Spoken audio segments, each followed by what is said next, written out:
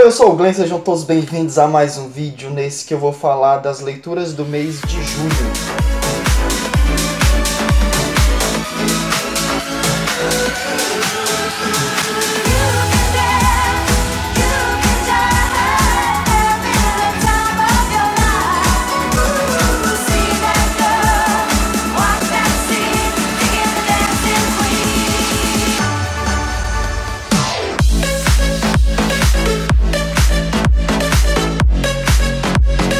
Então, por que Dance Queen? Ultimamente eu venho pensando muito nessa coisa de idade, sabe? Esse é um assunto que mexe muito comigo. E aí eu lembrei dessa música, e ABBA é uma coisa que é pra sempre, né? Eu não vivi os anos 70, mas é uma música que continua atual até hoje. Aliás, é a banda mais rentável sem estar em atividade. Essa música fala disso. Se você dança, se você se permite dançar, você rejuvenesce, tudo fica maravilhoso e é como se você tivesse de novo 17 anos de idade.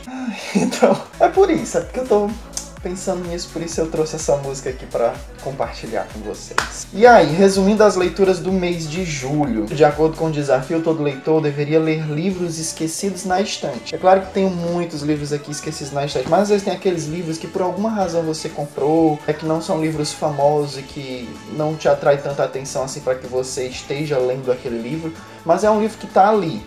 Eu resgatei 2 desses livros que estavam por ali, esquecidos, que eu não sei nem quem é o autor, enfim. E aí um deles foi o Algum Lugar em Parte Alguma, que é um livro de contos do Nelson de Oliveira.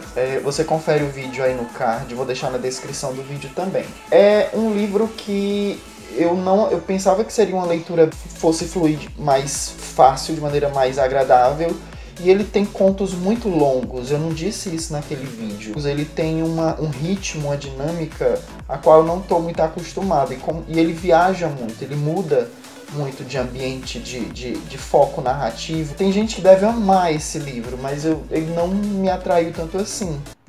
Fazer o que, né? Já esse me agradou mais, desse moço chamado Youssef, Cock and Bull, Histórias para Boi Dormir. Que aí ele vai contar, né, as historiazinhas aí. Inclusive o vídeo, o YouTube não deixou monetizar porque eu falo de pênis e de vagina, né?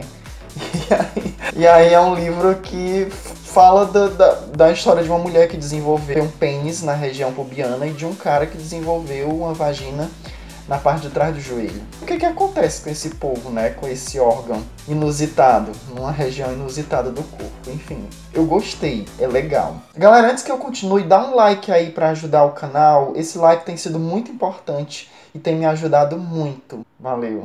Eu li no mês de julho esse livro aqui, No Cafofo da Loba, do Tata Arrasa. Fiz um vídeo para um publi editorial, no qual o autor lança o livro nessa semana, né? Ou lançou nessa semana. É um vídeo que eu acredito que vai pegar restrição também, porque é um livro de categoria erótico, Adult Audience. Confere o vídeo lá no card. E aí depois, eu encontrei mais um livro esquecido, que foi esse aqui.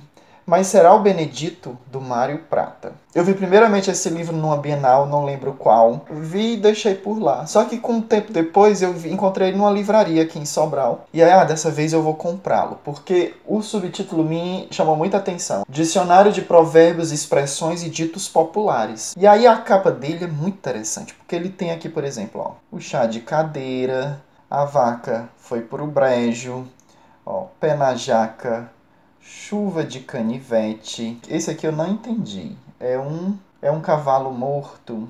Não entendi. Aqui, ó, cara de tacho. Aqui tem 3 ovelhinhas e tem a ovelha negra. E tá aqui, ó, afogar o ganso. Eu acho que é afogar o ganso. Eu fiquei muito empolgado porque imaginei que ele ia explicar realmente, né, a origem dessas expressões. Até que algumas são bem relevantes, outras não, porque o autor não estava muito preocupado em ir a fundo na pesquisa. Ele até fala aqui no prefácio. Então, ele traz a versão dele da origem desses ditos populares. Alguns ele pesquisou, tem as fontes, ele até coloca aqui alguns livros que você deve consultar para você saber a fundo sobre a origem desses termos. Outros ele brinca, ele conta histórias pessoais, enfim, envolvendo situações em que tem né, esses ditados populares. Alguns exemplos pra gente brincar. Cair na boca do povo. Cair na boca do povo é ficar falado, né? Ficar mal visto na sociedade. E aí ele fala que o Boca do Povo era um jornal satírico do começo do século passado. Era uma espécie de precursor do Pasquim nos anos 70.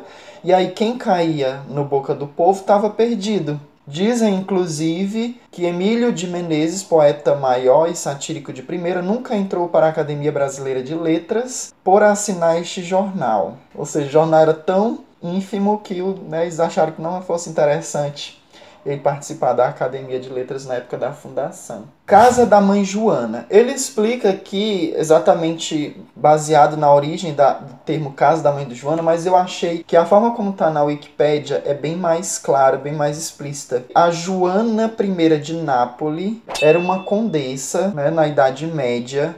E aí, em 1347, aos 21 anos, Joana regulamentou os bordéis da cidade, onde vivia refugiada. Uma das normas dizia: o lugar terá uma porta por onde todos possam entrar. Transposto para Portugal, a expressão Paço da Mãe Joana virou sinônimo de prostíbulo. E aí, trazido para o Brasil, o termo paço, por não ser da linguagem popular, foi substituído por casa. Por extensão, para indicar o lugar ou situação em que cada um faz o que quer, onde imperam a desordem, a desorganização. Enfim, aí tem umas variações chulas também, né, sobre a Mãe Joana.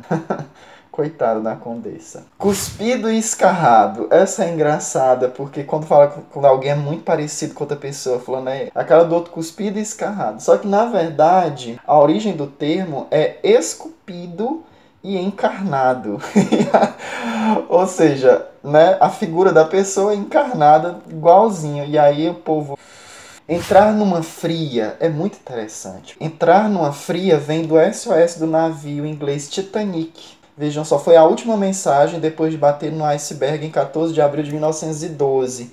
Lembra lá no filme quando ele estava usando o código Morse para mandar as mensagens, né? Então, a última mensagem foi: estamos entrando numa fria, e aí pá! Na ponta da língua. Os jesuítas, né, o padre Anchieta, foi quem inventou a expressão. Ele queria que os índios aprendessem a rezar na ponta da língua. Por quê?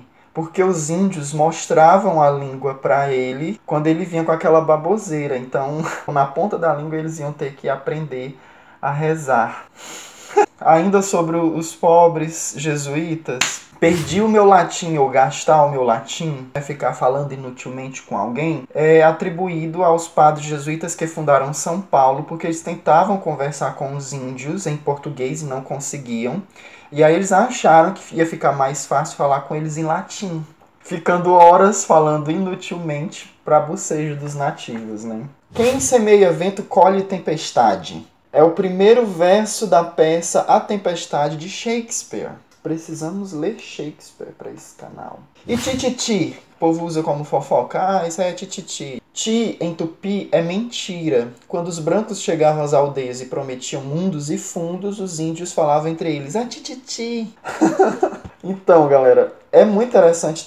É um dicionário mesmo, é organizado por ordem alfabética. Todas as expressões que você quer saber alguma coisa, agora eu vou vir aqui nesse livro consultar, se eu tiver interesse em saber. E essas são algumas das que eu achei mais interessantes e trouxe aqui pra vocês. Bem, e é isso. Se você gostou desse vídeo, por favor, dê um like. Se você não se inscreveu ainda, se inscreva no canal.